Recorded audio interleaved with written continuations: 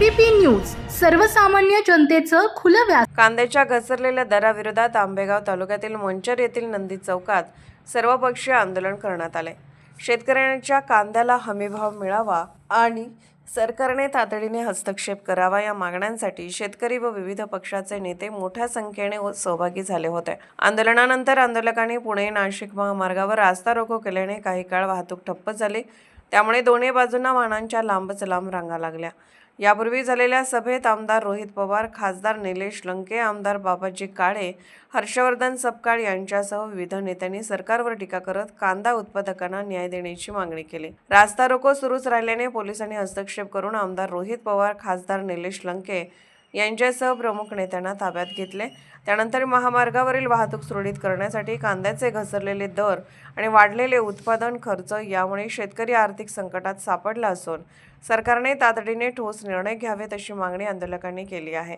ABP news नेटवर्कसाठी प्रतिनिधी सदानंद शेवाळे, मंचर। महाराष्ट्राचे सर्वमान्य दैनिक समर्थ गावकरी, अहमदनगर, पुणे, नाशिक, जळगाव, धुळे, नंदुरबार, सोलापूर, कोल्हापूर, सांगली, सातारा, मुंबई, ठाणे, पालघर, रत्नागिरी, रायगड, सिंधुदुर्ग, नांदेड, उस्मानाबाद, बीड, औरंगाबाद, नागपूर, गडचिरोली, भंडारा, गोंदिया, अकोला, यवतमाळ, बुलढाणा येथून एकाच वेळी प्रसिद्ध होणारे एकमेव दैनिक सर्वसामान्य जनतेचे खुले व्यासपीठ। संपादक आहेत विश्वासराव आरोटे। मोबाईल नंबर आहे 94 23 38 85 08। दुसरा मोबाईल नंबर 94 23 46 72 72।